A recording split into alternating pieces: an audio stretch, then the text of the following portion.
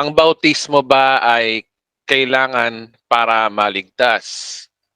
Tingnan niyo, ang issue rito is kaligtasan. So pag alam niyong kaligtasan, hindi maiiwasan dito yung ating paraan ng pag-aaral ng hindi tayo basta-basta kagad dampot ng verse at sasabihin natin na ito yung tamang gospel. No. Ang pag-aaral na ito ay medyo mahaba-haba, kaya ihanda niyo po ang inyong mga tenga at puso at isipan sa pakikinig. Baka abutin tayo ng higit isang oras dito, no? Kasi nga, mahaba tong topic na to. Sasagutin ko na po ngayon yung regarding sa bautismo, no? Kung ito ba ay necessary sa ating salvation. So, ang topic na ito ay matagal lang re-request sa akin via Facebook, Messenger, sa mga comment at madalas na itatanong. Ngayon, linawin natin. Marami po kasi mga denominasyon na nalilito sa turo ho ng bautismo. Kung ito ba ay makakapagligtas o kailangan para maligtas o gagawin pagkatapos mo maligtas o hindi na talaga kailangan gawin pa. Yan ang mga tanong dun eh. So ang tanong, no, ang bautismo ba ay kailangan para maligtas? Ang problema kasi dito, maraming mga verses sa Bible na babanggit ang bautismo at kapag naman tinuturo ito, ang gulo ng turo, lalo na yung mga perverted gospel. So una sa lahat, meron muna akong gustong ipakita sa inyong verse, no? Total, ang topic na to ay nakakalito, lilituhin ko muna kayo. Kasi itong paglilito ko sa inyo ay bibigay ng lesson sa atin kung paano natin i-debunk yung pag-aaral. Ang sabi sa Mark chapter 16, unahin muna natin sinabi ng ating Panginoong Yesus tungkol sa bautismo, no? Sabi sa Mark chapter 16, verse 16.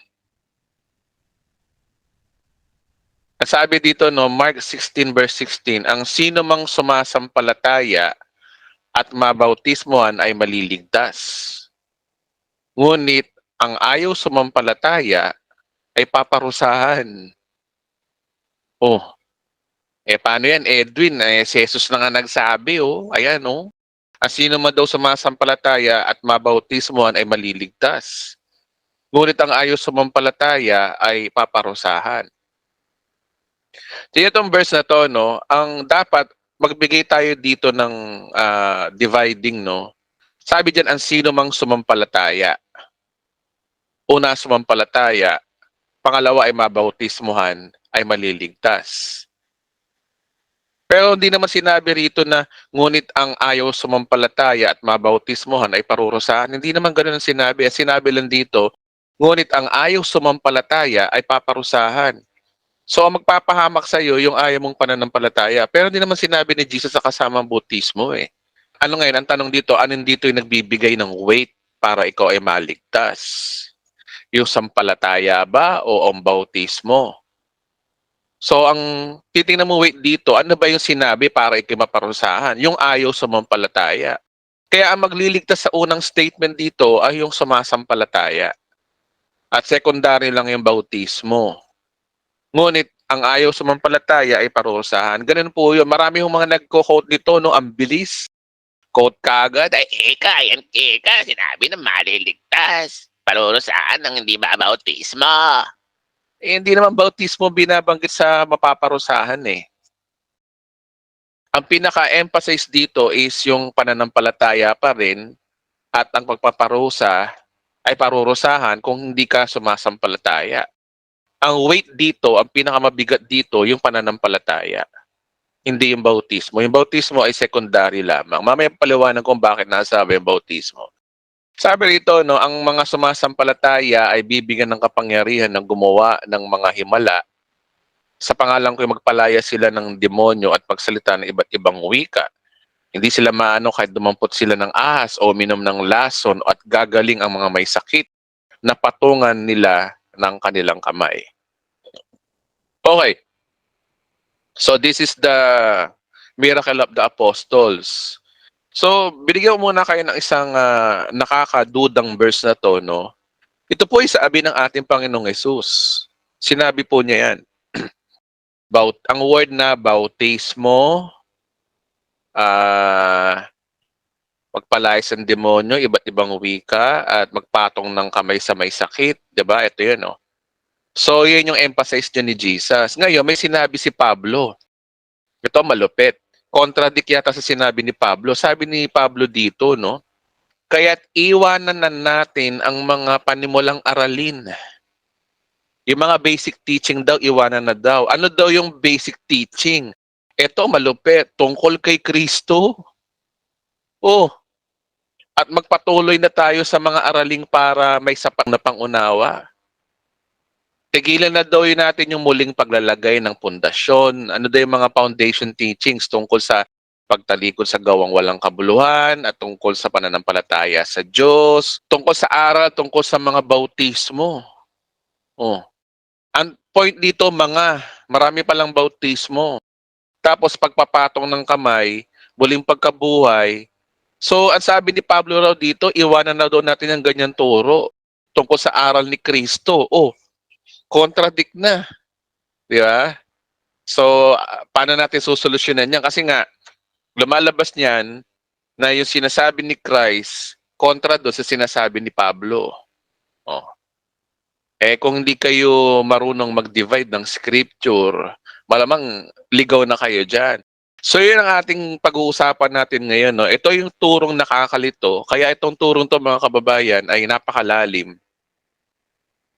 Kaya stay lang po kayo sa pakikinig kasi re-resolvein natin tong mga nakakalitong turo na to at maraming pastor nalito rito kaya tuloy nagkamali-mali. Okay. So simulan ko na ang tamang solusyon dyan. Ngayon dapat kasi natin maintindihan mga kababayan, sa pag-aaral po ng Bible, napakahalaga pa rin yung sinasabi ni Apostol Pablo kay Pastor Timoteo. At sabi sa 2 Timothy, to basic na naman tayo. Balik tayo dito. 2 Timothy chapter 2, verse 15. Study to show thyself approved unto God, a workman that needed not to be ashamed, rightly dividing the word of truth. So, ang turo ni Apostol Pablo kay Pastor Timoteo by its context na carefully, rightly divide the scripture. Ito po yung rightly dividing the scripture. Maraming beses ko na itong sinasabi na ito ay hindi ginagawa ng ibang nagtuturo ng Biblia. Basta sila dampot ng verse.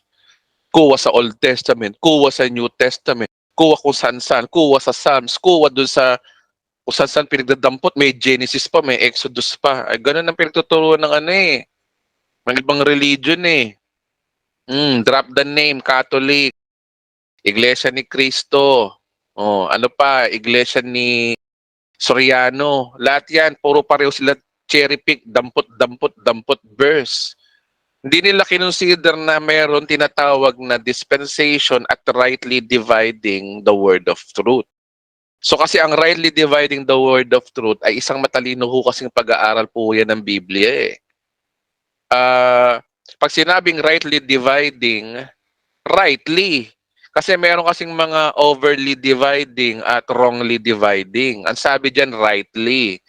Yung ginagawa ng mga hyper-dispensationalists, karamihan, wrongly o overly dividing. Ang sinasabi ho ng Biblia, rightly dividing the scripture. So, ngayon, babalik tayo uli sa rightly dividing the scripture. At ito nga po yung chart natin, So, ito, meron tayong dapat i-consider na sinasabi na law at yung church. So, ito yung dispensation ng tribulation at millennium kingdom. So, ano una ba natin unahin dyan? Ang sabi kasi ni Apostol Pablo, ganito Sabi sa Galatians chapter 3 verse 23, sabi ni Pablo, bago daw dumating ang panahon ng pananampalataya o dispensation o panahon ng pananampalataya, tayo ikinulong ng kautusan hanggang sa pananampalatayang ito kay Kristo ay nahayag. So, maliwanag diyan na law and the church, Old Testament at New Testament, dapat natin i-consider po yan. Ang Old Testament po, no, pag sinabing law, pagdating sa baptism, maraming tinuturo po ang law eh. Kasama ho dyan yung washing in water. Okay? Pag sinabi ho nga more on washing in water, pag sinabing Old Testament, maraming kaugalian ho talaga ang Hudyo. Kahit basahin nyo pa mula Exodus, maraming tinuturo ho dyan. By the way nga pala, no, bagong lahat, sa dispensation po na to, no, i-consider natin pag sinabing law, more on works to. Works. Ang salvation dito, works. Ang kabanalan dito ay works. Ang para makuha mong pabor ng Diyos, works. Mayroon kang dapat gawin. Makakuha mo yung kagalingan ng Diyos, kailangan mo merong gawin. Meron kang dapat iwasan, kailangan mo sumunod sa utos. Pero pagdating naman sa New Testament, sa church age, this is more on faith. Okay, more on faith po ito. Tandaan niyo po, no, prangkahin ko na po kayo, merong division, sa panahon po natin ngayon, merong division between heaven and hell. Kung gusto mo mapunta ng impyerno, well, doon ka sa works.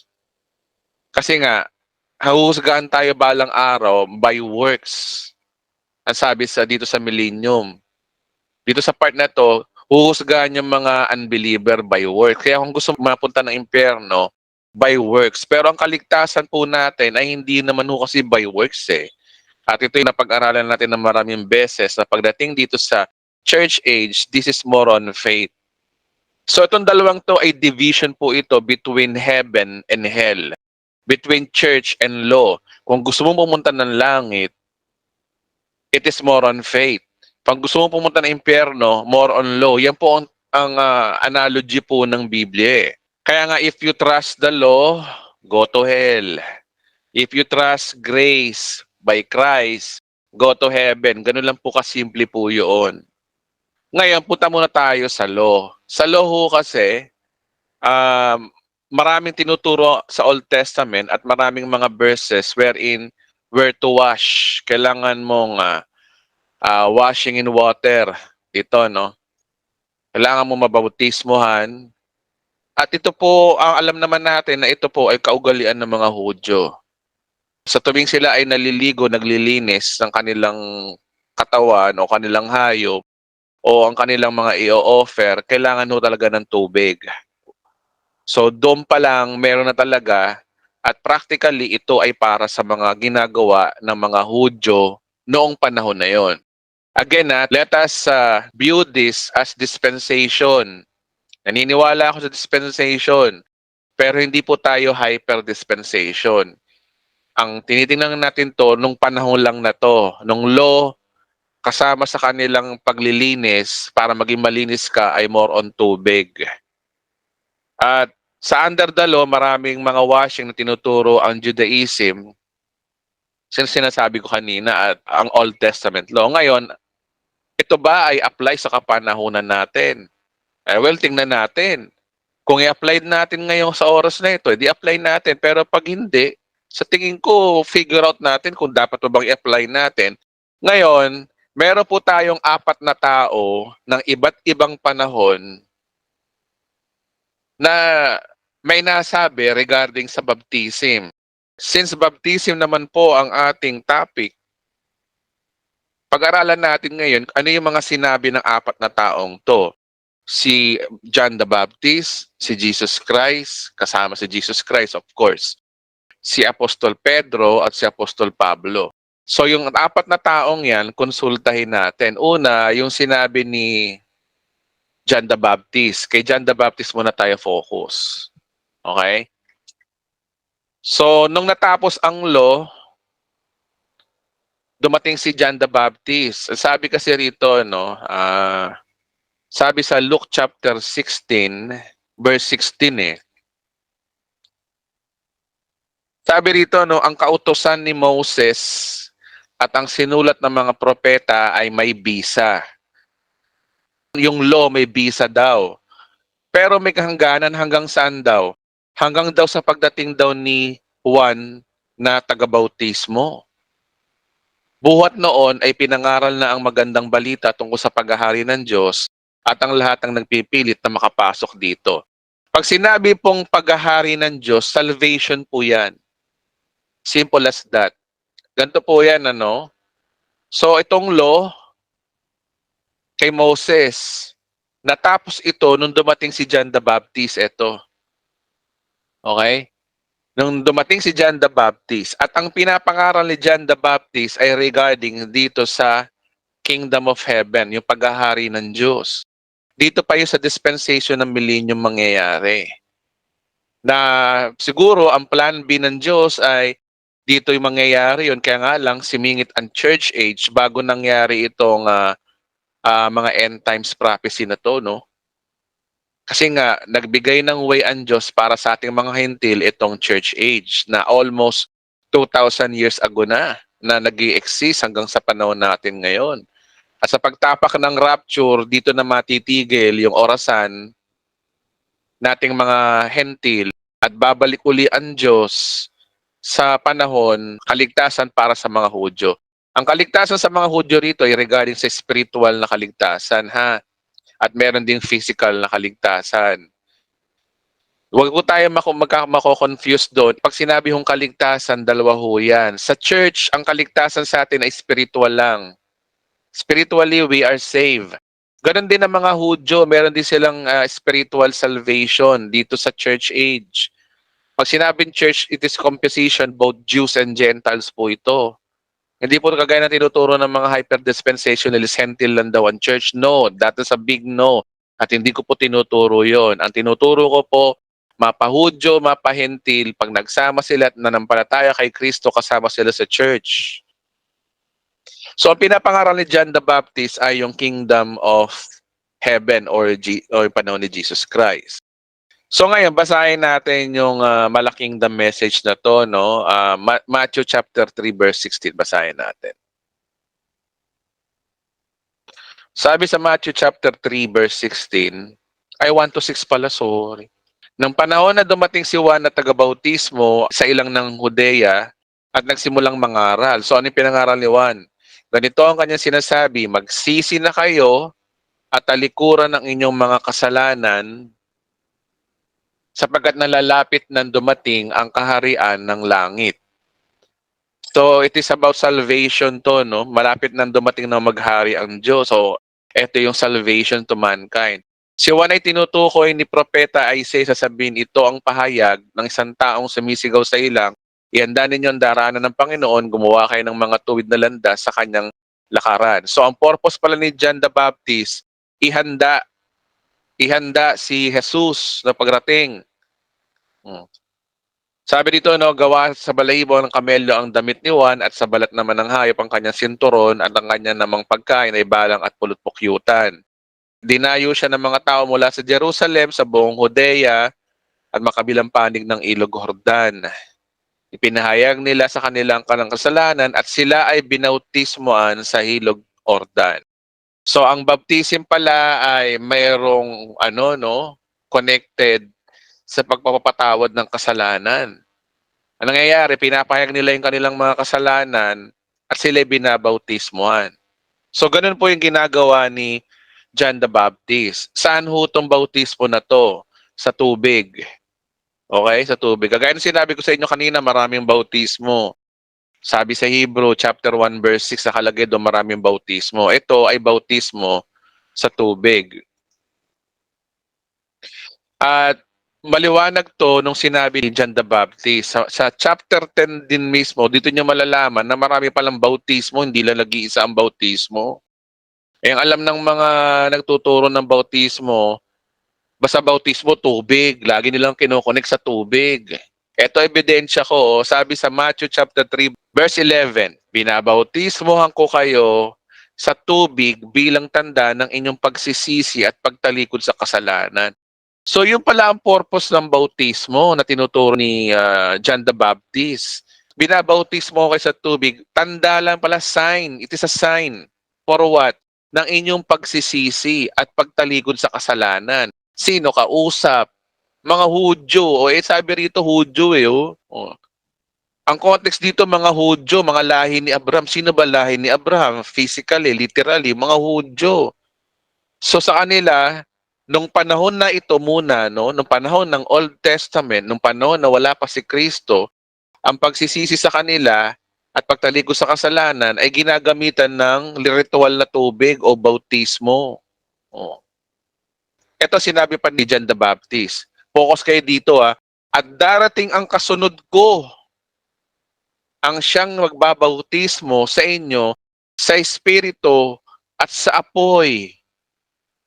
So may nadagdag na isa pang bautismo daw. Alin daw? Sa Espiritu Santo at sa apoy.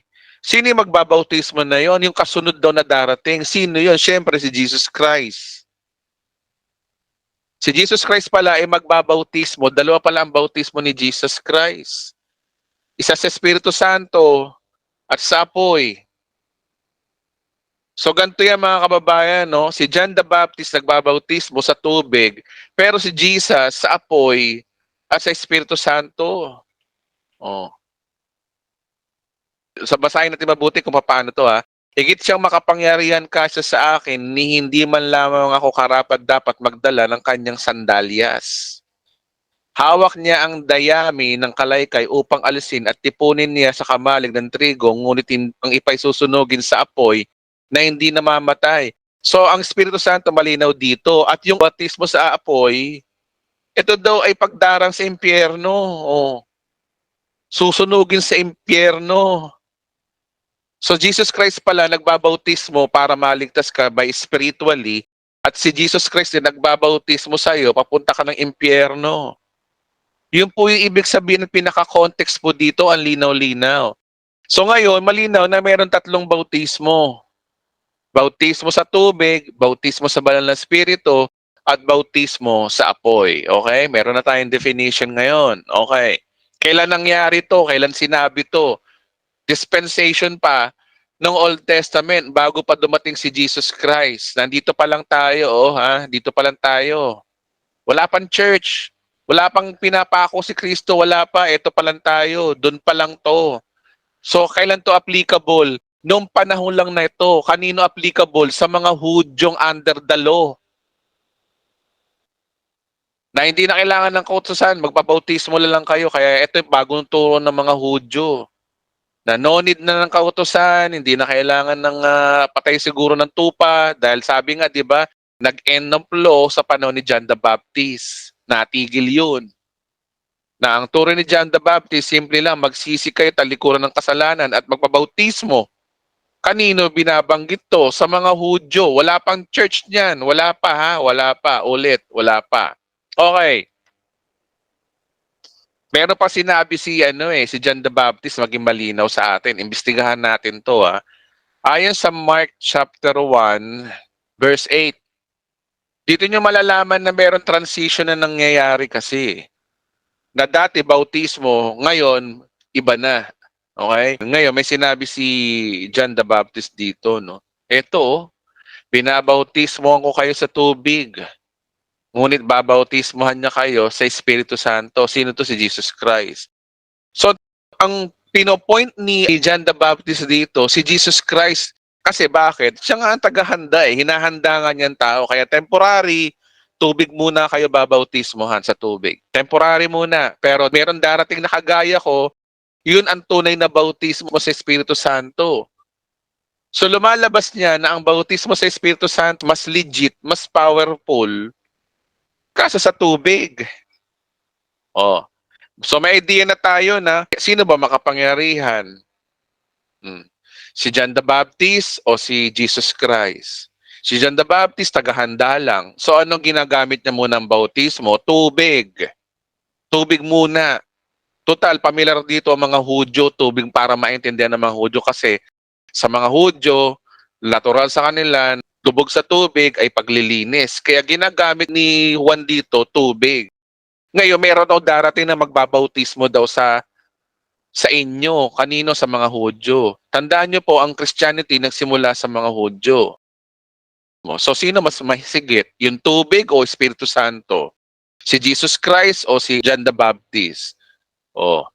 So, saan tayo dapat? Hindi sa tubig, sa Espiritu Santo. Kay Jesus tayo. Oh. Okay. Basahin natin ang isa pang ebidensya, no? John chapter 1 verse 29. Nasa dispensation pa tayo ng John the Baptist, ha? Wala pa si Jesus dito. Ito, no? Kinabukasan, nakita ni Juan si Jesus ay lumalapit sa kanya, kaya sinabi niya, tingnan ninyo, siya ang kordero ng Diyos na nag-aalis ng kasalanan ng sanlibutan. So ang bautismo pala na ginagawa ni Christ ay sa banal na spirito na siya ay nag-aalis ng kasalanan. Kaya pala tinawag niyang bautismo sa banal na spirito pala yung si Jesus Christ, kasi si Christ ay kordero ng Diyos. Eh di ba yun naman ang purpose ng bautismo, alisin ng kasalanan? Oh. Yun naman ang purpose ng bautismo eh. Oh. Kaya malinaw dito na ang bautismo pala ni Kristo, siya kasi ang nag-aalis ng kasalanan ng sanlibutan. O, sino bida na naman ang tinuturo natin? Si Jesus, ang bida rito. Mm. Verse 30, siya, sabi rito, no? Siya ang tinutukoy ng sabihin kung dumating ng kasanod ko ay higit sa akin sapagkat siya ay naroon pa bago pa ako ipinanganak. Hindi ko rin siya kilala noon, subalit ako ay naparitong nagbautismo sa tubig upang ipakilala siya sa Israel. Tingnan niyo yung bautismo, kanino nakakonek? Sa Israel. Oh,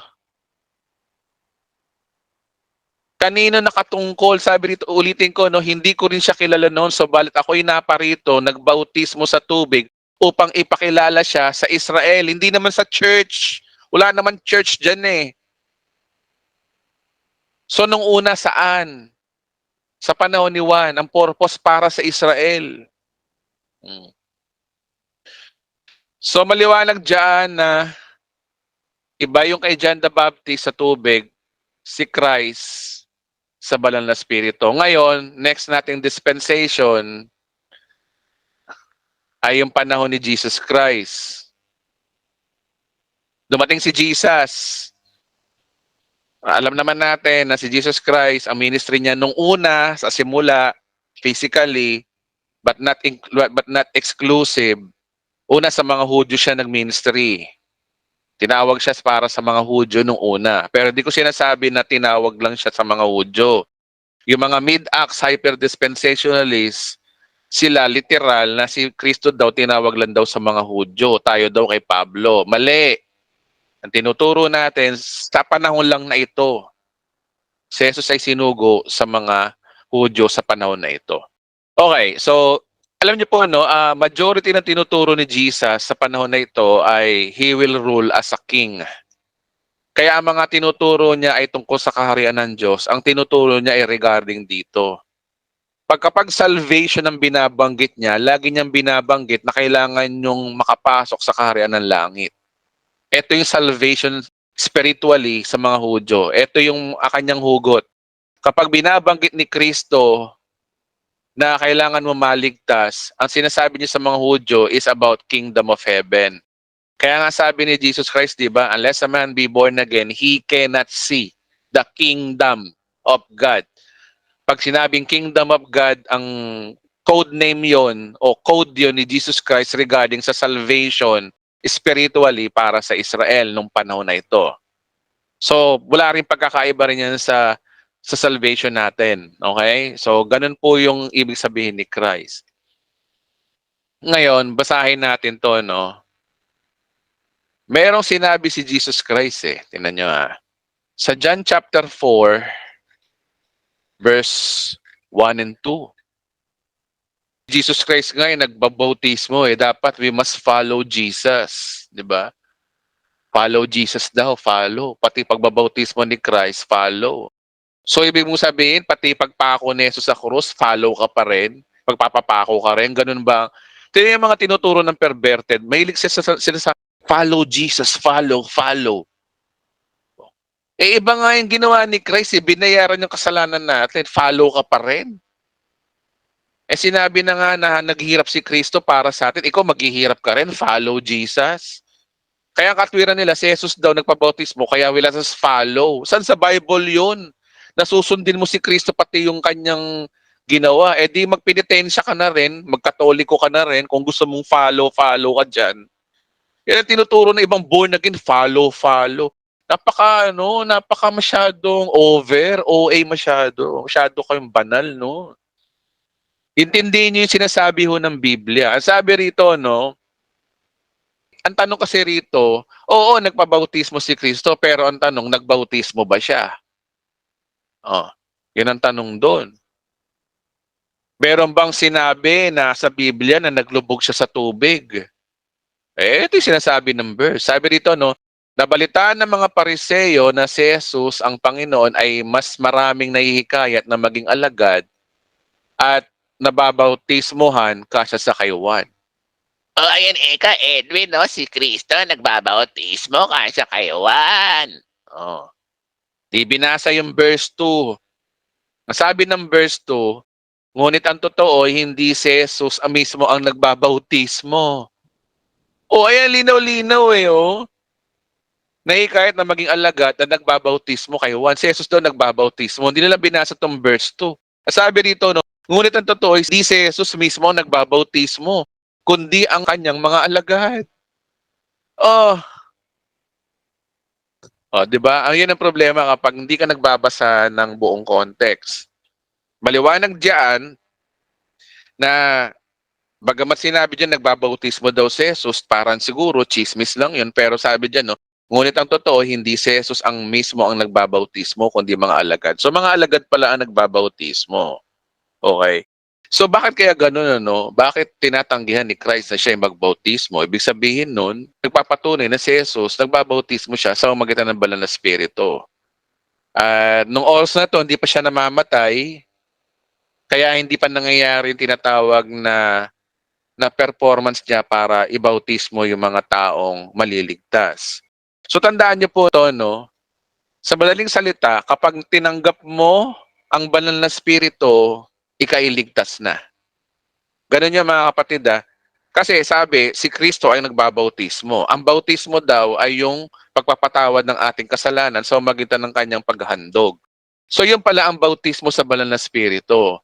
Ibig sabihin, kapag ikaw ay nabautismo sa banal na Espiritu, ito ay tanda na ikaw ay ligtas na. So yun na, malinaw sa atin yun. Salvation, proof of salvation if you are baptized by the Holy Spirit. If you receive the Holy Spirit. Ngayon, ang tanong, eto ang tanong sa atin ngayon. Big question. Ano ba ang tinuturo ng Biblia para matanggap mo ang banal na Espiritu? Okay? Eto ang problema. Nung si Kristo ay namatay, namatay siya, dito nga yung pumasok ang kanyang mga alagad. Gusto ko malaman yung mga kapatid na ang librong Acts ay yan po talaga ang simula ng istorya ng New Testament. Ang Mateo, Marcos, Lucas at Juan, that is considered as Old Testament story, dispensation. Ang New Testament nagsimula nung pagkamatay ni Kristo. Ang sabi sa Bible, ang New Covenant will start if the death of the testator. Pag nawala na yung testator, doon magsisimula ang bagong tipan. So ang bagong tipan, nagsimula po ito nung pagkamatay ni Kristo sa krus. Ito. Then, pumasok ngayon ang church age. At gusto ko pong sabihin sa inyo na ang Acts, itong Book of Acts, is a transitional book. Ang problema sa mga pastor, binabasa lang Mateo, Marcos, Lucas at Juan at Acts chapter 2, hindi nila binasa yung Acts. Na hindi nila alam ang book ng mga gawa ay transitional books. So yun po ang gagawin natin ngayon, kukunin natin yung mga dispensation ng mga kapanahunan sa Book of Acts hanggang 1 to 28. Pero hindi ko naman lalahatin, ano. Parang i-overview lang natin. So, eto po, no, dapat natin maintindihan dahil ito ay transitional books, pinapakita dito na ito ay transition from Peter to Paul, from Jews to Gentiles. Ganyan po yung nangyari, from Israel to church. May pagbabago, nagsimula kay Pedro hanggang kay Pablo. Nagsimula sa mga Hudyo, ang Kristyanismo, napunta sa Gentile, sa mga Hentil. Nag-focus muna ang Diyos sa Israel hanggang sa napunta sa buong church. Yan po ay transitional books. Okay? Meron ho kasing pagbabago eh. Ngayon, eto nangyari, no? Pagkamatay ni Kristo, dito tayo papasok uli sa Mark chapter 16. Balikan natin to, resabakan natin tong Mark 16 na to. Nung pagkabuhay ng maguli ni Kristo, ito yung utos niya eh. Sinabi ni Jesus, habang kayo ay humahayo sa buong mundo, ipangaral ninyo sa lahat ng tao ang magandang balita. So ano yung magandang balita na yun? Yung kaligtasan. Sabi dito, no, ang sino man daw sumampalataya at mabautismuhan ay maliligtas. Ngunit ang ayaw sumampalataya ay parurusahan. So, yung mga hindi marunong magbasa ng Biblia, nagko-conclude kaagad sila rito na nakapokus sila dito sa bautismo. Bautismo, maliligtas. At pag hindi ka nagpabautismo, ikay paparusahan. Iyon ang kanilang bet dito. Kung babasahin nyo muna yung unang statement, focus tayo rito. No? Ang sino man daw sumampalataya at mabautismohan ay maliligtas. So ano ang higit dito? Yung pagsampalataya o bautismo? Wherein maligtas, nasama sa bautismo yung kaligtasan. Pero ang tanong dito, ano yung mas mabigat dito? Sumasampalataya o bautismuhan? Malalaman nyo rito kung paano ka maparusahan. Kasi sabi dito sa second statement, paano ba maparusahan? Ngunit ang ayaw sumampalataya, wala naman sinabing ayaw magbabautismo eh. Ang focus dito, pananampalataya, ay parurusahan. So ibig sabihin, ang weight dito ay yung sampalataya talaga. Secondary lang, nabanggit lang ni Kristo yung bautismo kasi nga ito ay nagbibigay sa atin ng konsensya para ikaw maging malinis at magsisi ka. Yun ang purpose noon. Pero ang tunay nagliligtas ay pananampalataya talaga. Okay. Sabi rito, no, ang sumasampalataya ay bibigyan ng kapangyarihan gumawa ng himala, mga pangalan ko yung magpapalayas ng demonyo, etc. Pagpatong ng kamay, alam nyo na yan. So those are the signs of the apostles. Bakit kailangan ng sign sa mga Hudyo? Kasi ang siliwa-liwanag, may sinabi kasi yung Bible eh. Sabi rito, no, ang Hudyo yung humihingi ng himala bilang katunayan. Karunungan naman ang hinahanap ng Grego. So sinasabi rito no na ang Hudyo talaga ugali nila humingi ng sign. Sabi rito sa King James, sabi rito no, for the Jews require a sign. Mahilig sila sa sign. Hindi sila basta naniniwala, kailangan muna sign. And the Greeks after the wisdom. Yung mga Grego naman, alam niyo naman, mga Grego, matatalinong tao yan, wisdom ang hinahanap nila. Pero focus tayo rito na for the Jews is the sign. Kaya nga, sa transition, from Peter to Paul, from Jews to Gentiles, from Israel to church, ang transition. At sumunod dito, no, from signs to faith. So basahin natin ang Acts chapter 1 verse 15. Wait lamang po. Acts chapter 1 verse 5. Ito yung akit na si Jesus sa langit, no? Sabi rito, no. So, di ko na babasahin to, itong part na to. Ito kasi ay istorya ng akit na siya sa langit. Sabi kasi ni Christ dito, no, wag muna kayong aalis sa Jerusalem, sa halip hintayin ninyo ako roon.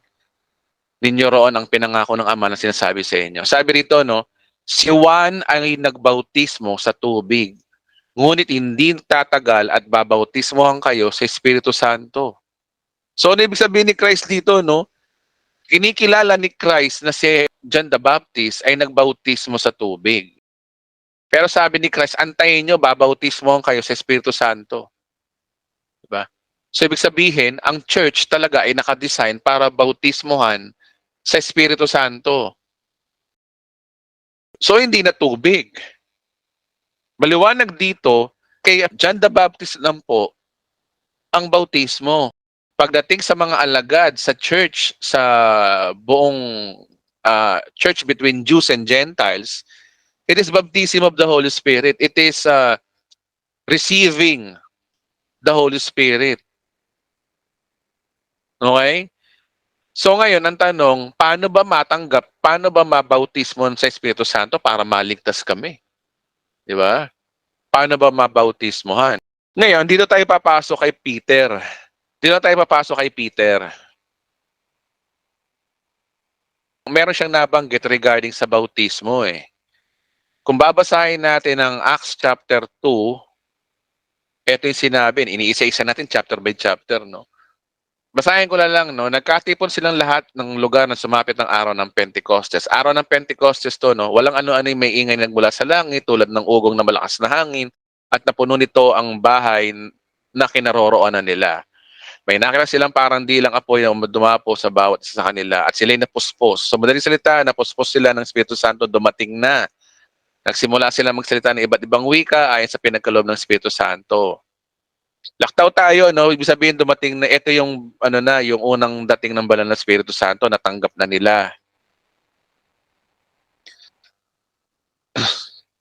Tapos si Pedro nagsimula ng mangaral. Sabi dito, no, kaya tumayo si Pedro kasamang 11 mga apostol at nagsalita sila ng malakas. Mga taga-Hudeya, sinong kausap? Mga taga-Hudeya. Sinong taga-Hudeya? Israel. Israel pa lang tayo sa panahon na ito. At kayong lahat ng mga panaunin sa Jerusalem. So, sabihin talagang sa mamamayan ng Hudyo tong pangaral ni Pedro, ha? Kausap ni Pedro dito, mga Hudyo. Sabi dito, no, pakinggan ninyo mabuting sasabihin ko. Hindi lasing ang mga taong ito, gaya ng palagay nyo, alas 9 pa lang na umaga ngayon. Nakikita ninyo ang katuparan ngayon ni Propeta Joel. So, ito yung promise of the Holy Spirit, itong part na to. Piniliwanag niya na na-fulfill to ng panahon ni Propeta Joel. Eto uli, balik tayo. 22, mga Israelita. Sino na naman kausap ni Pedro dito? Mga Israelita, Hudyo. Pakinggan ninyo ito. Si Jesus sa taga-Nazaret ay sinugo ng Diyos. Pinatunayan niyo ito ng mga himala, mga kababalagan at mga palatanda ang ginawa ng Diyos sa magitan niya. Alam ninyo ito sapagkat lahat ng ito ay naganap sa kalagitnaan nyo. O yung Jesus na pinapatay nyo, naghimalayan, alam niyo yan. Yun ang sabi ni Pedro. Ngunit ang taong ito ay pinagkanulo ayon sa inyong pasya, pinapatay ng mga masasama, sinumbatan ni Pedro dito, no? Subalit siya muling binuhay ng Diyos at tinango sa kapangyarihang kamatayan sapagkat hindi siya kayang ikulong nito. So parang gino-glorify dito ni Pedro na kaya nangyayari itong baptism of the Holy Spirit na to ay dahil dito kay Jesus na inyong pinakulong, na inyong pinapatay, na inyong pinapako. Oh, di ba? Basta ito puro pangangaral to mga kapatid. Ayoko nang basahin, ang haba eh. Nung nangaral si Pedro, ito na yung part no, kaya dapat malaman ng buong Israel, sino subject? Israel, kausap. Ano daw, na itong si Jesus na pinako ninyo sa krus ay siyang ginawa ng Diyos na Panginoon at Kristo. Ito na, pinarangka na talaga ni Pedro na Kristo Mesias yung pinapatay nyo eh. Oh. Kaya na-realize ng mga Hudyo, oo nga no, kasi nakita nila may himala, may banal na spirito, may nangyaring gano'n, nagsalita ng iba't ibang wika. So ngayon, na-convince sila, nabagbag ang kalooban nila. Kaya pagdating ng 37, nabagbag ang kanilang kalooban ng marinig ito. Kaya tinanong nila kay Pedro at sa mga ibang apostol, mga kapatid, ano ang dapat naming gawin? O ano daw ang dapat nilang gawin para daw ano? Ang issue rito para matanggap ang Espiritu Santo. Ano daw ang dapat gawin? Okay? So pag anong panahon to? Panahon ni Pedro, panahon ng Pentecostes, chapter 2 pa lang tayo. Ang sabi ni Pedro, eto no, sumagot si Pedro, pagsisihan ninyo talikdan ang inyong mga kasalanan at magpabautismo kayo sa pangalan ni Jesucristo upang kayo patawarin. At ipagkaloob sa inyo, para daw ipagkaloob sa inyong Espiritu Santo, kailangan nyo daw pagsisihan ang inyong mga kasalanan at magpabautismo para daw kayo patawarin. So yan po yung unang gospel ni Apostol Pedro sa mga Hudyo sa panahon na ito. Na in order para matanggap ang banal na spirito, kailangan talaga ng water baptism, guys. Yun talaga yung unang turo.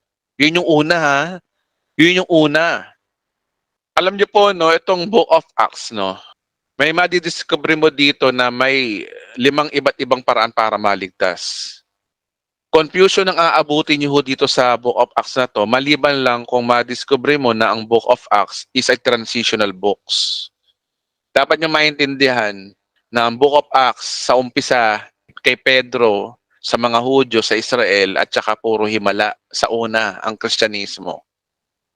At mamaya makikita nyo na mayroon talagang transition na mangyayari. Ngayon, alam nyo ba si Pedro, may transition na nangyari sa kanya. Punta muna tayo sa story ni Pedro, no? Ito. Focus tayo kay Pedro. Alam nyo ba si Pedro, nung una, ang turo ni Pedro, ito, repent and be baptized in water in order for you to receive the Holy Spirit. Ito yung binasa natin ngayon. Pero sa kalagitnaan, ito po yung nangyari eh. Basahin natin ngayon ang chapter 10. Sa chapter 10, after few years siguro to, ito yung nangyari. Nung one time ay tinawag si Pedro sa mga hentil. Kaya ang una talagang tinawag talaga ng apostol, hindi si Pablo, kundi si Pedro din, ang unang na full grace. Ito basahin natin ano. Acts chapter 10 verse 43. Ang sabi ko kasi dito ganito eh. Nung nangangaral na si Pedro kay Cornelio, ito sinabi eh. Sabi niya kay Cornelio ganito, siya ang tinutukoy ng mga propeta ng kanilang pinahayag na ang bawat sumasampalataya sa kanya ay tatanggap ng kapatawaran ng mga kasalanan sa magitan ng kanyang pangalan. So, pinapangaralan ni Pablo dito, iba na, no? Walang bautismo. Just faith. Sabi dito na bawat sumasampalataya sa kanya ay tatanggap ng kapatawaran. Eh, di ba yung pagtanggap ng kapatawaran, ang bautismo to sa ano? Sumisimbolo dito sa bautismo na lumalarawan sa pagsisisi ng kasalanan at ang kanilang mga kasalanan ay sa magitan ng kanyang pangalan. Tapos ito nangyari, no? Nagsasalita pa si Pedro nang bumaba ang Espiritu Santo sa lahat ng mga nakinig. Namangha ang mga nananampalatayang Hudyo talaga, no? Nakasama ni Pedro sapagkat ang Espiritu Santo ay pinagkaloob din sa mga hentil. Narinig nila ang mga ito at nagsalita ng iba't ibang wika at nagpuri sa Diyos. Kaya sinabi ni Pedro, tulad na natin, sila pinagkaloob ng Espiritu Santo. Sino ito, no? Hindi pa nagsasalita si Pedro, hindi pa nga nagbabautismo, bumaba na yung Espiritu Santo sa kanila. Saan? Kanino to? Sa mga hentil. Ayan, no? The Holy Spirit falls on the Gentiles. So iba yung sa mga hentil. Ang nangyari sa mga hentil, wala nang bautismo. Kasi sabi rito, no, nagsasalita pa si Pedro nang bumaba ang Espiritu Santo sa lahat ng nakakinig. Tapos namangha daw yung mga mananampalatayang Hudyo. Yung mga Hudyo na namangha. Kaya siguro sila namangha kasi di ba, teka muna, di ba may bautismo muna? Bakit ito natanggap kagad nila na walang bautismo? Kaya siguro sila namangha. Nakasama ni Pedro sapagkat ang Espiritu Santo ay pinagkaloob din sa mga hentil. Nabigla sila doon. Nakakala nila sa mga Hudyo lang yung banal na Espiritu, pati rin pala sa mga hentil. Kaya kung meron mang unang apostol na ginamit sa mga hentil, si Apostol Pedro na una, hindi si Pablo. Okay? Narinig nila ang mga ito, nagsalita ng iba't ibang wika. Kahit sinabi ni Pedro, tulad natin sila pinagkalooban ng Espiritu Santo. Ito malupit. Sino ang makapagbabawal sa kanila na bautismohan sila sa tubig? At inutos niyang bautismohan sila sa pangalan ng Kristo. Tingnan no? Binautismohan din pala sila sa tubig. Pero after nilang matanggap ang Espiritu Santo, baligtad. Sa Acts 2:38, kailangan be baptized in order for you to receive the Holy Spirit. Ito naman iba. Na bautismohan muna sila sa banal na Espiritu, tsaka babautismohan sa tubig. Oh. Nung una, kailangan ng babautismohan kay Juan, John the Baptist. Tapos si Kristo hindi daw nagbabautismo. Nagbabautismo daw siya sa banal na Espiritu Santo. Nung una, big deal ang washing the water sa Old Testament. Pagdating kay John the Baptist, paghingi daw ng tawad kasama bautismo. Na-develop, kailangan talaga ng bautismo para mingi ng tawad. Pagdating kay Jesus, hindi raw siya nagbabautismo sa tubig, pero sa Espiritu Santo siya nagbabautismo. At ginawa niya ito sa krus ng Kalbaryo. Kasi sabi ni John the Baptist, siya ang kordero ng Diyos na nag-aalis ng kasalanan. Pag kasi sinabing nag-aalis ng kasalanan, yun ay bautismo. So dito na ginawa ni Kristo yun. At pinangako ni Kristo na darating ang banal na Espiritu. At dumating si Pedro. Si Pedro, nung una, ang kanyang pangangaral, eto, no? repent and be baptized in water. Pero bandang huli, nabago. Eto na-develop, nagkaroon ng transition si Pedro. Naging believe. Oh, di ba? Believe. So ibig sabihin talaga, ang water dati para ma-receive mo ang banal na espiritu, kailangan mo ng water. Pagdating dito sa transition, just to believe. Oh. So, nagpapatunay na mayroong transitional na nangyayari sa Book of Acts na hindi binasa ng ibang pastor. Sila dampot ng verse, hindi nila inalam yung history. O hindi nila lang dispensation, guys, history. Dapat inaalam nila yung history. Nagkaroon ng parang evolution yung regarding sa patanggap ang banal na espiritu. Dati, kailangan ng tubig para matanggap mong Espiritu Santo. Ngayon, just to believe lang, oh, sabi rito. Sa binasa natin kanina.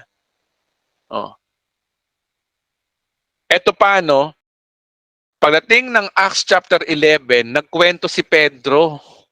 Ito sabi dito na Peter reports to the church nung umuwi si Pedro, eto yung nangyari Basahin na lang natin. Acts chapter. So eto, nagkwento siya na sabi niya, no? Basahin na nga natin. Nang si Pedro pumunta sa Jerusalem, tiniligsa siya ng mga kapatid at masugid na pagsunod sa kautusan. Sabi ng mga kasama ni Pedro sa Jerusalem, bakit ka pumasok sa bahay ng mga hentil at nakisalo pa sa kanila? Tanong nila. Kaya isinalaysay sa kanila ni Pedro yung buong pangyayari. Ano yung kwento ni Pedro? Eto. Verse 5, ako'y nasa lungsod ng Joppa at nanalangin nang magkaroon ako ng isang pangitain. Mula sa langit ay binabasa ang kinaroroonan ko isang tila malaking kumot na nakabitin na 4 na sulok. Pinakmasdan ko ito mabuti at nakita ko roon ang iba't ibang uri ng hayop na gumagapang sa lupa, mababangis at lumilipad. Pagkatapos ay narinig ko na isang tinig daw na nag-utos, Pedro, tumayo ka at magkatay ka at kumain. Kasi nga, nabigha siya Bakit ka magkakatay? Ano ibig sabihin nun? Sabi dito, bali sumagot ako, hindi ko ito magagawa yan, Panginoon. Hindi ako kumakain anumang pagkaing marumi. Sabihin, yung marumi dito, yung pagpasok sa mga hentil. Sabi ng Diyos, muling narinig isang tinig mula sa langit, huwag mong ituring na marumi ang malinis na ng Diyos. Kailan to nangyari? After ng pagkamatay ni Kristo. Ibig sabihin, nilinis na ng Diyos yung mga pagkain na yan. Wherein ito nga yung mga hentil. Tapos 3 ulit na nangyari iyon at pagkatapos sinila ng pataas sa langit ang lahat ng iyon. Nang sandali rin iyon, dumating sa akin ang Espiritu at huwag akong magatubiling sumama sa kanila. Sumama sa akin ang 6 ng kapatid at pumasok kami sa bahay ni Cornelio. Sinilasay niya ang lang 6 ng mga nakita niya na isang anghel. Ito na yan, basta ito na yun. Tapos ito paano, kinawento na niya, ito yung part na kinakwento na niya, nangangaral na siya, sabi niya, sasabihin niya sa inyo ang mga kailangan niya upang at kayong sambayan na imaligtas. Sabi niya, nagsisimula pa lamang ako magsalita, ay bumaba na sa kanila ang Espiritu Santo, gaya ng ginawa nito sa atin. At naalala ko, nang sinabi ng Panginoon na si Juan ay nagbabautismo, habang kinukwento ni Pedro to, dito niya naalala yung sinabi ni Jesus Christ. Ay, naalala ko nga pala, di ba sinabi ng Panginoon na si Juan ay nagbabautismo sa tubig, ngunit babautismohan tayo sa Espiritu Santo. Naalala niya yung sinabi ni Kristo na talagang nakadisenyo ang church na bautismohan sa Espiritu Santo, hindi sa tubig. So malinaw na malinaw diyan na ang kalooban ng Diyos from water to the Holy Spirit. Tapos para matanggap mo ang Espiritu Santo, nung una, kailangan mo ng tubig. Pero ngayon, just to believe. So maliwanag na si Apostol Pedro, una, oo, kailangan ng tubig para matanggap mo ang banal na Espiritu ng panahon ng Pentecostes. Kasi nga nagtanong ang mga Hudyo, ano gagawin namin? Magsisi kayo, magpabautismo para matanggap niyo yung Espiritu Santo. Pero pagdating ng Acts chapter 10:4, Hindi pa raw nagsasalita si Pedro, hindi pa siya tapos sa pagsalita, natanggap na kagad. Kumilos na kagad ang Diyos. Walang bautismo sa tubig. Dapat ngayon ang gagawin ni Pedro, bautismo sa tubig. Nangyari na, bautismo kagad sila sa Espiritu Santo. Kaya nga bandang huli, sinabi niya, total, natanggap na rin naman niyo ang banal na Espiritu. Well, eto na, di, magbabautismo rin kayo sa tubig. Oh. Ngayon, nangyari na iba yung posisyon. Yung pagbautismo sa tubig na andun pa rin, pero after mong maligtas. Oh, nabago na. Una, para maligtas, kailangan mo ng bautismo kay Juan. Kailangan mo ng tubig. Sumunod, na iba na. Tinanggap mo muna ang banal na Espiritu, pero nandun pa rin yung tubig. Oh. So, na-develop na, no? May pagbabago na. Ano yung susunod na mangyayari dito? Dito na tayo papasok kay Apostol Pablo. Ngayon, dito na pumasok si Paul. Siya ay tinawag sa mga hentil sa church panahon ng faith. More on believe. Na dati from signs kay Peter, naging faith sa kanya. Panahon ng tubig ay kailangan para matanggap ang banal na Espiritu, sa kanya just to believe. I will show you a verse na nagpapatunay na nabago ang sitwasyon. Dito sa panahon ni Pablo, dito niya makikita no, kung bakit hindi na kailangan ang tubig. Dito niya malalaman yon. Tandaan niyo po, no, si Apostol Pablo, sinulat niya ang New Testament at 2/3 doon sulat niya. Sa tingin niyo ba hindi loloobin ng Diyos na ilagay yung sulat ni Apostol Pablo ng almost 1/3 ng New Testament? O 2/3? O sabihin may meaning ang Diyos doon. Importante yung sulat ni Apostol Pablo. Well, hindi ko naman sinasabi sa inyo na kay Pablo tayo makinig. Yung mga hyper at mga mid-acts na yan, ang tinuturo nila kay Pablo doon ang simulaan church. Hindi po ganun ang tinuturo ko. Ang tinuturo ko dito is dispensation. May transition lang nang nangyari. Hindi po ito bagong doktrina, kundi there's a transition. Iba po yung tinuturo natin. Dispensationalist tayo, pero hindi tayo hyper. Hindi kagaya ng ginagawa ng hyper, sumobra, OA. So, ano nangyari kay Pablo? May sinabi kasi si Pablo sa Romans chapter 11 verse 13, alamin nga natin. May sinabi rito si Pablo Yung transitions po ng Acts, si Pablo po nagsimula na bago kay Pedro, tapos kinontinue ito ni Apostol Pablo. Kaya technically, ang unang apostol talaga ng mga hentil ay hindi si Pablo. Una, talaga si Pedro. Pero mas naging popular si Pablo rito pagdating sa mga hentil. Diba? Okay. Yung gusto ko lang linawin yun. Okay, sabi dito sa Romans chapter 11, verse 13, ito sinasabi. Ito naman sasabihin ko sa inyo, mga hentil, dahil ako'y apostol ninyo, ipagmamalaki ko ang aking tungkulin. So maliwanag na dito si Pablo ay tinawag sa mga hentil. At nagsimula ang conversation o yung tinatawag na nakakilala sa Panginoon si Pablo pagdating ng Acts chapter 9. At pagdating ng Acts chapter 13, siya ay tinawag kasama ni Barnabas. Ngayon, paliwanag natin, merong sinabi rito ngayon si Apostol Pablo regarding sa sa bautismo uli. Acts chapter 13 verse 46 to 49. Basahin natin to 46. Ngunit buong tapang na sinabi ni Pablo at Bernabe, sino sa inyo muna ang dapat ipahayag ang salita ng Diyos? Ngunit dahil tinakwil niyo ito, hinatulan ninyo ang inyong sarili, kaya't hindi nakarapat dapat kayo sa buhay na walang hanggan. Kaya't sa mga hentil na kami mangangaral. So maliwanag dito na si Pablo sa mga hentil na, ganito ang inuutos sa amin ng Panginoon, inilagay kitang liwanag. So ano yung papangaral ni Pablo? Okay? May kasama bang bautismo yung turo ni Pablo? Basahin natin. Sabi dito, ganito ang inuutos sa amin ng Panginoon. Nilagay kitang liwanag sa mga hentil upang maipangaral mo ang kaligtasan hanggang dulo ng daigdig. So salvation ang ituturo ni Pablo at saka ni Bernabe. Pagdating ng 48, nang marinig to ng mga hentil ang mga salitang iyon, sila'y nagalak at nagpuri sa Panginoon dahil sa salita nila. At sumampalataya ang lahat ng hinirang para sa buhay na walang hanggan. Wala naman nangyaring bautismo o sumampalataya lang. Ang lahat ng hinirang para sa buhay na walang hanggan. So it seems na hindi nabanggit kung ang water baptism ay kasama sa salvation. Bakit hindi nabanggit ang salvation dito at regarding sa mga hentil ay pananampalataya lang? Di ba? So, okay. Kung hindi pa rin kayo naniniwala, punta tayo sa Acts chapter 16. Iisa-isayin natin talaga itong mga nangyari sa Acts eh. Acts chapter 16 verse 30. Ito kaugnayan to sa bautismo eh. 16 verse 30. Sila ay nilabas at sinabi, mga Ginoo, ano po ang dapat kong gawin upang maligtas? Ano ang sagot ni Pablo? Magpabautismo ka sa pangalan ni Jesucristo. Yung ba ang sinabi? Magpabautismo ka? Hindi, ito mali at ang basa ko, sorry, mali. Ito pala ang tamang basa. Sumampalataya ka sa Panginoong Yesus at maliligtas ka. Ikaw at ang iyong sambayanan. Nasaan ang bautismo dyan?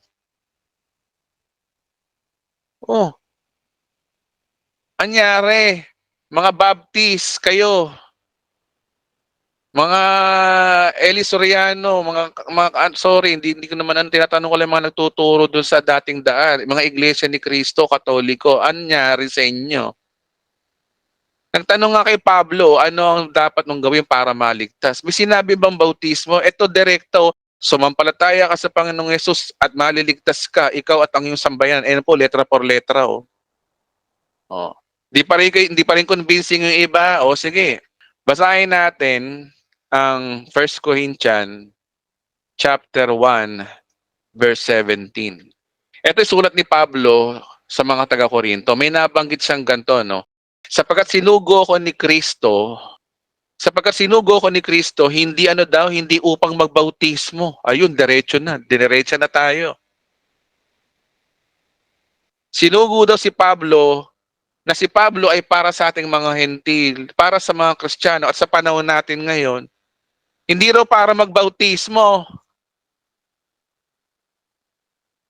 Para saan? Kundi upang mangaral ng magandang balita. Ano yung magandang balita na yun? Ipinapangaral ko nga ito, ngunit hindi sa magitan ng mahusay na pagtatalumpati at karunungan ng tao. Nang sa gayon, hindi mawalan ang kabuluhan ng pagkamatay ni Kristo sa krus. So ano yung mensahe ng pinapangaral ni Pablo? Ito yun, no? Tungkol sa pagkamatay ni Kristo sa krus ay kahangalan sa mga taong mapapahamak, ngunit ito'y kapangyarihan ng Diyos para sa ating naliligtas. So ang salvation pala is all about the finished work of Christ.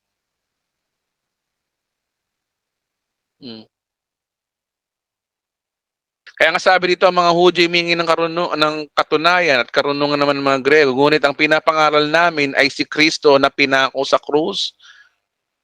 Yung message of the cross pala yung pinapangaral niya, hindi tungkol doon sa bautismo. Binara na kaagad tayo ni Pablo no, na pinangaral daw siya hindi para magbautismo. Na para sa mga Hudyo, isang katitisoran at para sa mga Hentila, isang kahangalan. Subalit sa mga tinawag ng Diyos, maging Hudyo o maging Grego o maging Hentil, si Kristo ay kapangyarihan at karunungan ng Diyos.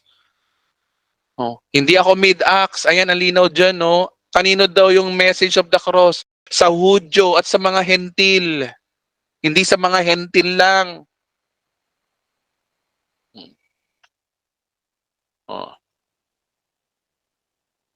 Pastor, sigurado ba kayo na hindi nagbautismo si Pablo? Ano yung sinasabi sa unang Korinto 1:14? Pumasok na naman tong pastor na to. O sige, sasagutin kita ha. Ano raw? Unang Korinto 1:14. O sige, unang Korinto. Ito yung binanggit ko sa iyo kanina Ano ka ba? Salamat sa Diyos sa aking Diyos at wala akong binautismohan sa inyo maliban ng kay Kristo.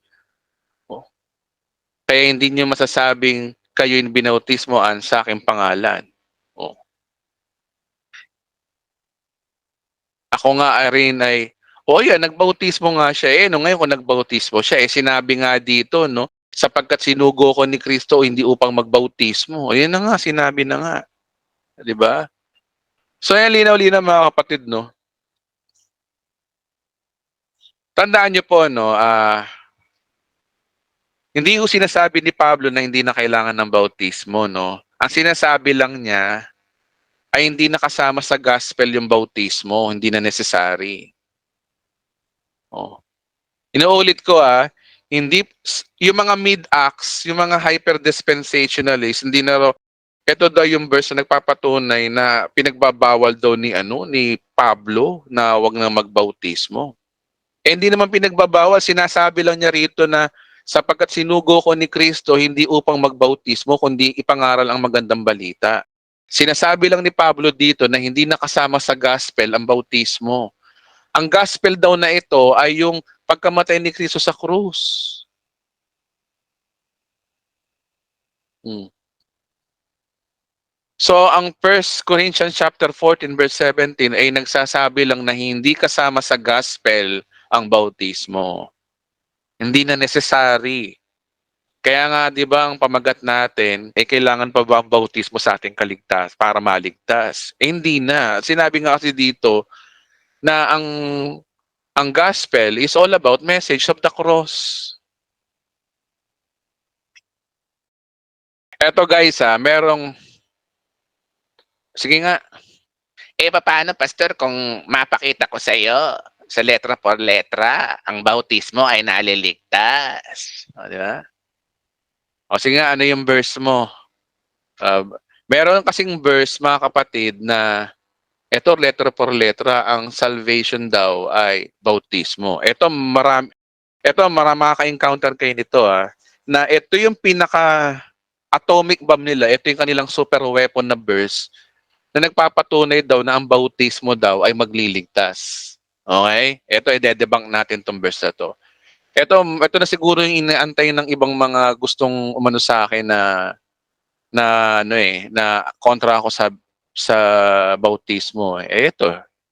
Pagbigyan natin yung verse nyo. Ito yung verse nila Ito yung panlaban nila Maganda lang linawin ko na to dito para hindi na ako tanungin pa sa comment section. Linawin natin dito yung 2 Peter 3:1. Ito guys another deceiving na naman tong idea na to. Sabi rito ang tubig ay larawan ng bautismong nagliligtas sa inyo ngayon. Tingnan yung sinabi ang tubig ay naglalarawan ng bautismong nagliligtas sa inyo ngayon. So parang sinasabi rito na ang tubig daw pala ay nagliligtas. O, di ba? Basahin pa natin. Ang bautismo ay hindi paglilinis ng dumi ng katawan, kundi ang pangako ng Diyos sa buhat na isang malinis na budhi. Iniligtas kayo ng bautismo sa magitan ng muling pagkabuhay ni Kristo. Wow! O, di ba? Kung hindi nyo to babasahing maigi, kayo rito, mabubudol kayo rito. Ngayon, anong solusyon dyan? Una, ang binasa ko para praise. Tingnan natin sa King James. Tingnan natin sa King James kung ano yung sinabi sa King James. Ang sabi dito sa King James, intindi natin ito maigi. The like figure whereunto even baptism that also now save us. So sabi diyan, ang katulad ng larawan kung saan kahit ang bautismo ay nagliligtas din sa atin ngayon. Pero eto naniniwala ako na kahit open and close parenthesis ito, inspired by the word of God, to bakit may open and close parenthesis? Okay?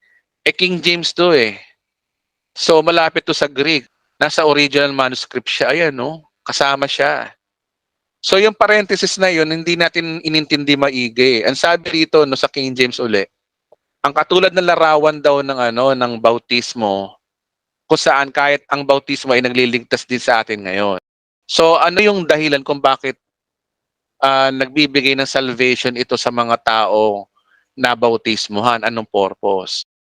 Yung daw bautismo raw ay hindi naman daw nag-aalis ng karumihan ng laman, kundi sagot lamang daw to sa mabuting budhi, mabuting konsensya. So totoo nga naman yun kapag nagpabautismo kayo, tumatatak sa isip nyo na, oy, nilubog na ako sa tubig. Nagbibigay ito ng kapayapaan sa isip natin. Okay? Yung epekto nun sa atin ang sinasabi rito. na nagkakaroon ka tuloy ng tinatawag na good conscience.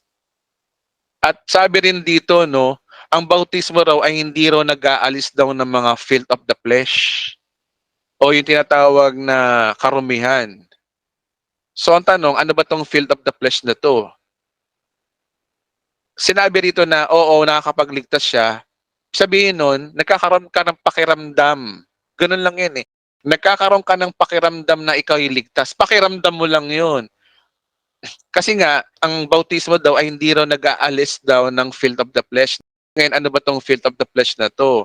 Ang sabi ho kasi sa 2 Corinthians chapter 7 verse 1, ito yung filth of the flesh eh. Having therefore these promises, let us cleanse ourselves from all filthiness of the flesh and the spirit, preparing to the holiness and fear of God. So yung filth of the flesh talaga dito ay gawa ng laman. Basahin natin sa Tagalog. Mga minamahal, sapagkat pinangako sa atin ng mga bagay nito, alisin natin sa ating sarili ang lahat na nagpaparumi sa ating katawan at sa ating spirito. So yung nagpaparumi. So ito yung gawa ng laman. So ibig sabihin, kung babalik tayo sa verse kanina, ang tubig daw ay naglalarawan ng bautismo magliligtas sa inyo. Kaya ka nagkakaroon ng feeling ikaw iligtas, 'di ba? Nagkakaroon ka ng lakas ng loob. Ganito lang ho yung mga kapatid, no? Bibigyan ko kayo ng halimbawa na parang nagbibigay sa iyo ng dagdag ng pananampalataya sa iyong kaligtasan. Ganito lang 'yon. Halimbawa, 'di ba nagsasanta Cena tayo? Okay? Hindi nagliligtas ang Santa Cena, hindi nagliligtas ang tinapay, hindi nagliligtas ang alak, pero sa tuwing iniinom natin 'to at ating kinakain ito, nagkakaroon tayo ng lakas ng loob ng pananampalataya na tayo ligtas na. Oh. 'Yun ang magandang halimbawa dito na sa tuwing binabautisman daw tayo, nagkakaroon tayo ng built-in sa sarili natin na tayo ay ligtas. Pero inamin naman dito na yung bautismo ay hindi nag-aalis ng dumi ng katawan. So ibig sabihin, hindi siya nag-aalis ng kasalanan pa rin. Kundi ano daw, isang pangako lang daw sa Diyos na isang malinis sa budi, nagkakaroon ka lang daw ng clear conscience. Basahin natin uli sa English uli, King James. Kaya nga sabi dito, not putting away all the filth of the flesh. Hindi siya nag-aalis ng kasalanan, kundi ito daw ay nagbibigay daw sa atin ng magandang konsensya. Ibig sabihin, konsensya mo lang ang nagsasabi sa iyo na ikay ligtas dahil doon. Pinapaalala mo sa sarili mo na ako ay ligtas na, ako ay dahil naligo na ako. Yun lang ang purpose ho nun. Oh. Kaya nasabi rito na ikaw ay nagiging ligtas sa magitan ng bautismo. Hindi yung bautismo ang nagliligtas, kundi yung konsensya mo, nagkakaroon ka ng magandang konsensya sa harapan ng Diyos. Yun po yung ibig sabihin po dyan. Kaya nyo, gahibla lang ho ang pandaraya ng Diablo ho sa atin na mismong scripture kaya niyang kaya niyang i-twist. Pero kung iintindihin niyo pong mabuti sa magitan ng banal na Espiritu Santo na ang dahilan kung bakit tayo naliligtas dahil yung konsensya natin ay nalilinis. Pareho rin ng pag-inom natin ng alak at tinapay sa tuwing tayo ibig sabihin, maliwanag na tama yung sinasabi ni John the Baptist. O, balik tayo sa sinasabi ni John the Baptist. Ano daw ang purpose daw ng baptism? Balik tayo doon. Sabi rito, binabautismo kayo sa tubig bilang tanda. Tanda lang talaga, hindi siya symbol. Oh. Na simbolo lang po yan. Hindi yun na nagliligtas. Ang nagliligtas pa rin sa'yo, si Kristo. Ay, Diyos ko po. Oh. Kagaya ng ostya, ng tinapay, hindi yun naglilinis sa atin ng kasalanan, kundi yung ginawa ni Kristo sa krus, yun ang nagpapatawad sa ating kasalanan. Kaya nga ibang mga malalalim Christian churches, ordinansa lang yan eh. Yung water baptism na yan, hindi yan nagliligtas. Simbolo lang po yan. Oh. Tandaan niyo po, pag sinasabi mo na magpapabautismo ka para ikay maligtas kasama sa kaligtasan, that is consider your works. Sinasabi mo na meron kang dinagdag sa ginawa ni Kristo. Kaya nga ang tinuturo ni Pablo dito, eto Sabi rito, si Pablo, tinuturo niya, save by faith. at sealed by the Holy Spirit. Ang liwanag naman kasi sa Ephesians chapter 1 verse 13 eh. 'Di ba sabi kanina ni Apostol Pedro bago pa mangaral si Pablo noon na ang bautismo ay kailangan para makuha mo ang banal na spirito. Kailangan mo 'yon. Pero ang liwalawalag na sinasabi ni Pablo, in whom all of you also trusted, after that all of you heard the word, the truth, the gospel of your salvation, in whom also after that all you believe. After you believe, you were sealed with the Holy Spirit. Oh. Tagalog para maintindihan talaga ng karamihan. Kayo naging bayan ng Diyos nang kayo'y manalig sa Kanya at matapos ninyong marinig ang salita ng katotohanan at mabuting balita ng dudulot ng kaligtasan. Kaya't ipinagkaloob sa inyong Espiritu Santo ang pinangako ng Diyos bilang tatak. Paano ipinagkaloob? Ng mabuting balita nung natanggap nyo nung nanalig kayo. Nanalig kayo, kaya ipinagkaloob sa inyo ang Espiritu Santo. Ngayon, nasaan ang bautismo dito? Oh. Okay, so conclusion mga kapatid, ganito lang yan. May transition na nangyari. Kung di tayo maniniwala sa dispensation, lahat tayo ligaw. Maliwanag sa Old Testament, sa law, meron na talagang washing in water yan sa mga paglilinis. Ginagamit ng tubig. Kaya nung dumating si John the Baptist, doon niya kinuha yun na kailangan niya magpabautismo. Ang bautismo, ang meaning po niyan ay pagsisisi at kapatawaran ng kasalanan. Ha? Ngayon, dahil si John the Baptist ay tao lang, kaya ang bautismo sa kanya ay sumisimbolo sa tubig. Kaya niya ginamit ang tubig na nakuha niya sa batas ng mga Hudyo sa panahon nila. At sinabi ni John the Baptist na meron darating ko na magbabautismo sa inyo sa Espiritu Santo. Ibig sabihin si John the Baptist, kaya nga siya yung naghahanda sa Panginoon. Lagi siya nakatingin kay Kristo. Lahat ng ito ay paghahanda kay Kristo ng tunay na bautismo. So ang bautismo sa tubig ay temporary lang. Ang tunay na bautismo ay na kay Jesus, ang bautismo sa banal na Espiritu. Ngayon, nataon nga lang kasi nung una, nung tinuro ni Apostol Pedro na ang bautismo, para matanggap mo ang banal na Espiritu, kailangan mo magsimula muna sa tubig. Pero bandang huli naman, nakikita nyo dito, una tubig, repent and be baptized. Pero bandang huli, believe na yung kanilang pagtanggap ng banal na Espiritu. So natanggap na nila ang banal na Espiritu by matter of what believe. Kaya nga ito, no, may transitional books itong Acts na from Peter to Paul, from Jews to Gentiles, from Israel to church, from science to faith, water to believe.